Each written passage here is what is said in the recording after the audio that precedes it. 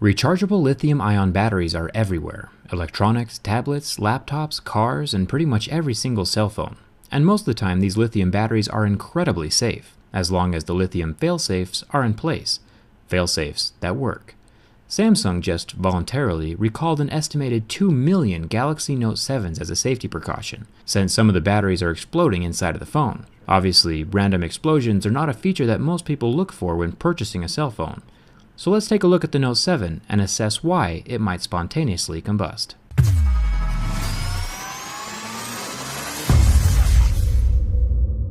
During charging, the phone is protected by multiple failsafes. First of all, you have the part that plugs into the wall, the charger, and the cable. If the charger is faulty or not designed specifically for your phone, it can affect the safety of the battery. It can destroy the battery's protection circuit, which I'll show you in a second. The charging port is also a failsafe. It tries to do its best to protect the phone and the battery from faulty chargers and incorrect electrical flow.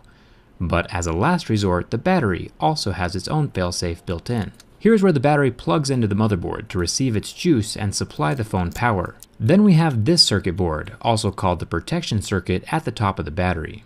This controls the flow of electricity and the temperature of the lithium. All lithium batteries should have a variation of this board. It makes sure that the battery does not overcharge, and it has a thermal fuse of sorts that will blow if the temperature gets too hot, thus protecting the lithium inside from rapid, unplanned, catastrophic disassembly. The body of the battery is typically two layers, the anode and the cathode, which are separated by an electrically conducting fluid. This is oily and smells surprisingly of burnt Skittles.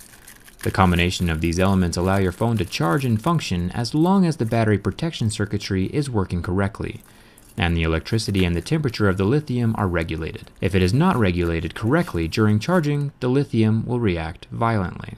So if we look at one of the exploded phones, we can see which of the failsafes is failing at being safe. The charging port sits here inside of the phone, and there are no burn marks near the port, or where the port connects to the motherboard.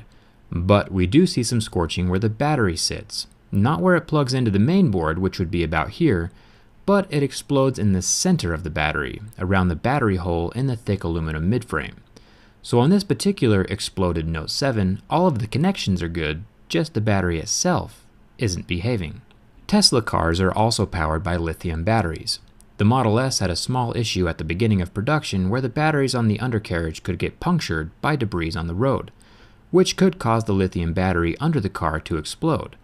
Tesla corrected this problem by adding a titanium puncture-proof underplate to the Model S. But the Note 7 batteries are definitely not being punctured internally, since there is nothing to poke them on the inside, as you can see from my teardown video. It sits on smooth aluminum. So since the Note 7 battery isn't being punctured, that narrows us down to overcharging, shorting, or impurities in the battery itself. A small metal impurity in the lithium could short it out. Personally, I think the problem has to do with the little circuit board failing at the top of the battery. From what I have read about the people who have complained publicly about their Note 7 exploding, is that the phone was charging when it happened. The phone starts charging, and the tiny regulator doesn't do its job, and the battery enters into a thermal runaway, and the voltage regulator can't stop the chain reaction. Since this particular Note 7 battery isn't plugged into the phone right now, my tweezers are acting as the other possible failure point, a metal impurity in the manufacturing of the battery.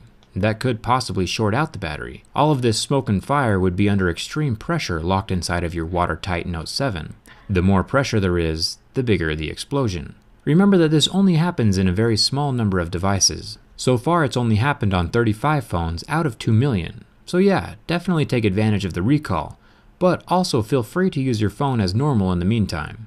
Just don't set it on your lap while it's plugged into the wall. And maybe take a fire extinguisher with you to bed, just in case. My Instagram followers saw the results of this combustion before the video was posted to YouTube, so follow me there if you want to stay updated on my future projects.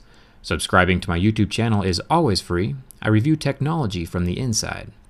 Thanks a ton for watching. Hope to see you around.